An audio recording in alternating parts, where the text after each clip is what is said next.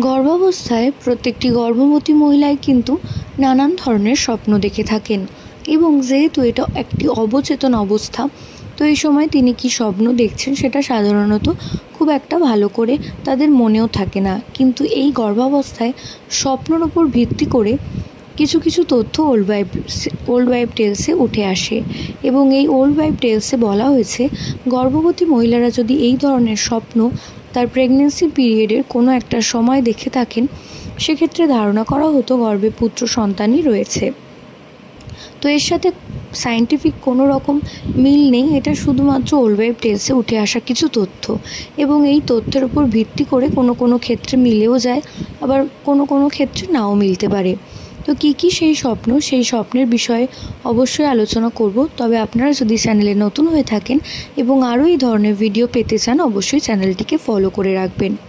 তো প্রথমত, গর্ভাবস্থা হলো প্রত্যেকটি গর্ভবতী মহিলার কাছে সৃষ্টিকর্তার দেওয়া অনেক বড় একটি আশীর্বাদ স্বরূপ এবং এই গর্ভাবস্থায় যেহেতু প্রত্যেকটি গর্ভবতী মহিলাই তার শরীরে নানান ধরনের হরমোনাল চেঞ্জেস আসে, তো এই সময় কিন্তু তারা বিভিন্ন রকমের স্বপ্ন দেখে থাকেন।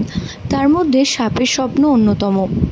তো গর্ভাবস্থায় যদি কোনো গর্ভবতী মহিলা কালো রঙের কোনো সাপ তার গর্ভাবস্থার সময় স্বপ্নে দেখে থাকেন, সেটা পুত্র সন্তানকে ইঙ্গিত করে। এছাড়াও শোল মাছের স্বপ্ন দেখলেও ধারণা করা হয় গর্ভের সন্তানটি পুত্র সন্তান।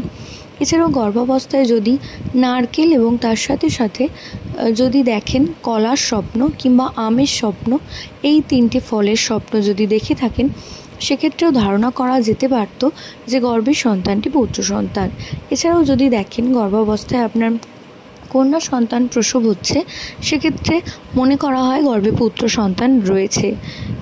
এছাড়াও যদি আপনারা স্বপ্নের মধ্যে দেখছেন যে কোনো গর্ভবতী মহিলাকে কেউ সোনার অলংকার প্রদান করছেন বা দান করছেন, সেটাও কিন্তু গর্ভে পুত্র সন্তানের ইঙ্গিত হিসেবে ধরে নেওয়া হতো।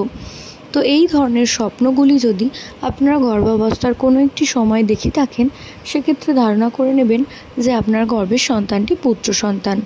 আপনারা যদি এই ভিডিওটি গর্ভাবস্থার পরবর্তী সময়ে দেখছেন, আপনাদের সাথে কতটা মিলছে অবশ্যই কিন্তু জানাতে ভুলবেন না, কারণ এই সমস্ত বিষয়গুলো পুরোপুরি ওল্ড ওয়াইফ টেলস থেকে তৈরি হয়েছে।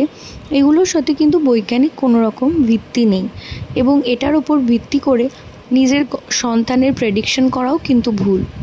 কিন্তু তবুও গর্ভাবস্থায় প্রত্যেকটি গর্ভবতী মহিলাই কিন্তু কৌতূহলী থাকেন এবং তারাও জানতে চান যে তাদের আগত সন্তানটি পুত্র না কন্যা। এটা শুধুমাত্র কৌতূহলবশত প্রত্যেকের ক্ষেত্রেই হয়ে থাকে। তো অবশ্যই এটা কোনো রকম জেন্ডার প্রেডিকশন ভিডিও না। প্রত্যেকটি মা ভালো থাকুন, তাদের সুসন্তান এবং সুস্থভাবে তাদের সন্তান জন্ম হোক, এই কামনা করে ভিডিও এখানেই শেষ করছি। নমস্কার।